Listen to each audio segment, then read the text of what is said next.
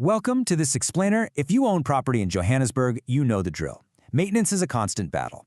But beyond the usual wear and tear, there is an absolute menace of an invisible antagonist hammering your building every single day. I'm talking about the harsh, unforgiving high-veld climate. It's literally pushing your roof's integrity to the absolute limit. Today, we're totally demystifying the science of roof waterproofing here in the high-veld. We'll break down exactly why roofs fail under these conditions and look at the hardcore engineering needed to fix them for good.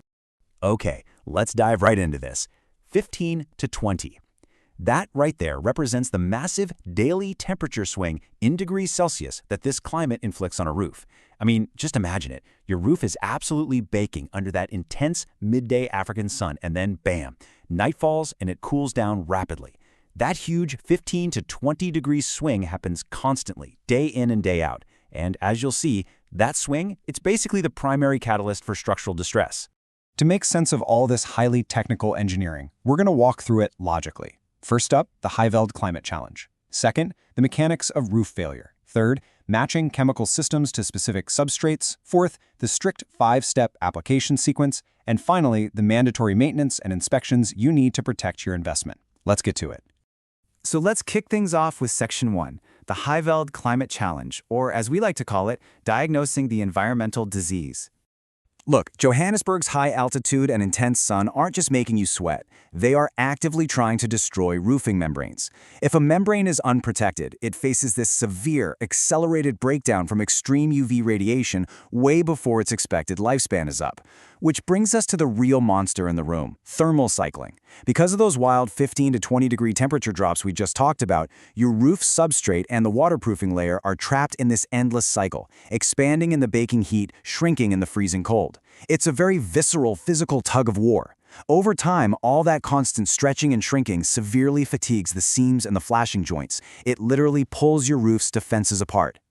Right, moving on to Section 2, mechanics of roof failure, or the anatomy of a leak. So, the crucial takeaway here is that water rarely just burns a hole straight through a perfectly good membrane. No, it's way sneakier than that. It exploits weaknesses. We've got accelerated UV degradation on uncoated bitumen, which leads to surface cracking and granule loss. We've got fatigued seams from that brutal thermal cycling we just looked at. Then you have substrate movement and structural cracking, because buildings settle, screeds shift, and water always finds a way in. Plus, there's failed flashing detailing around parapets and chimneys. Oh, and ponding water from an inadequate slope. In pretty much all these cases, water is completely bypassing the membrane instead of going right through it. It's sneaking in through the back door. And speaking of ponding water, this ratio right here, 1 to 80, is absolutely critical. That is the strict, bare minimum fall, or slope, required for flat concrete roofs. Anything shallower than 1 to 80, you get standing ponding water. And standing water is devastating for a roof. It completely accelerates blistering and torch-on bitumen systems, and it literally softens up cementitious slurries that were just never designed to sit fully submerged.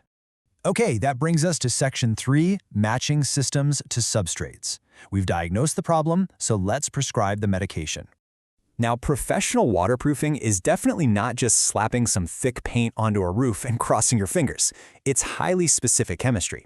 What's really interesting here is how we can break down the specs of the 4 main industry systems: torch-on bitumen, liquid polyurethane, acrylic with a polyester membrane, and cementitious slurry. Just notice how wildly different they are. Torch-on bitumen needs a heavy 4 mm dry film thickness with a hefty 100 mm side lap overlap. Meanwhile, liquid polyurethane, it's completely seamless, no laps at all. You apply it wet to a 1.5 to 2 mm thickness, and it has an incredible UV rating.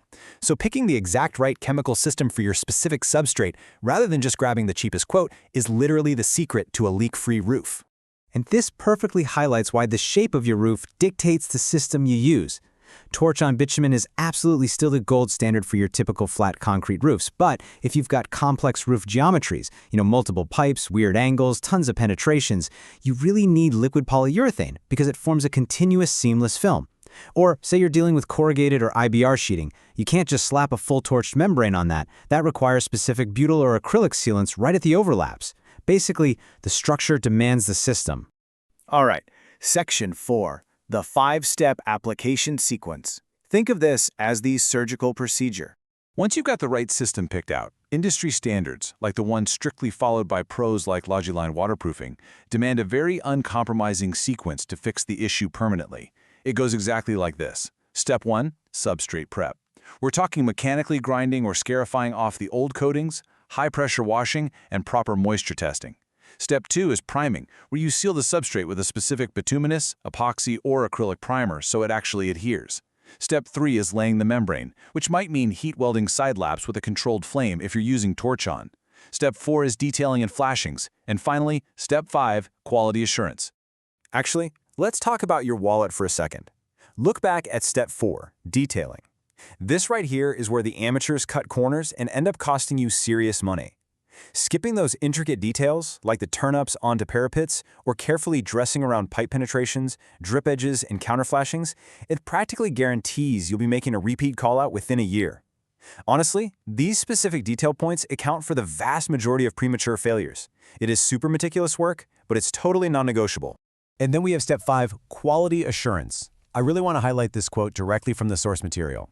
A mandatory 24-hour flood test confirms the membrane holds water before any topcoat or protective screed is laid over it. Guys, this is the ultimate quality assurance mic drop. It is the one critical step that separates real professional engineers from fly-by-night amateurs. If a contractor skips the flood test, they're just guessing. And professionals, they don't guess. Which leads us straight into Section 5, mandatory maintenance and inspections, or as I like to call it, post-op care. So, let's see how all of this builds into the long-term reality of owning a property. Because of professional installation, that's really just the beginning. You have to actively protect that investment. Think of this timeline as your roadmap to longevity. Every 6 months, you have got to clear those outlets and gutters. Remember that 180 fall requirement we talked about earlier? Biennial outlet clearing is absolutely your most vital defense against ponding water and early flat roof failure. At the 1-year mark, you need a full inspection of your flat concrete roofs. At 2 years, pitched tile roofs get checked. And then every 5 to 8 years, you have to reapply those UV reflective topcoats to keep the surface protected before you see any visible cracking. It's super important to clearly delineate these timelines based on what kind of property you have. Flat concrete roofs take the absolute brunt of standing water, so they require annual inspections. Period. Pitched tile roofs shed water much faster, so they generally only need biannual checks, assuming there hasn't been any crazy storm damage.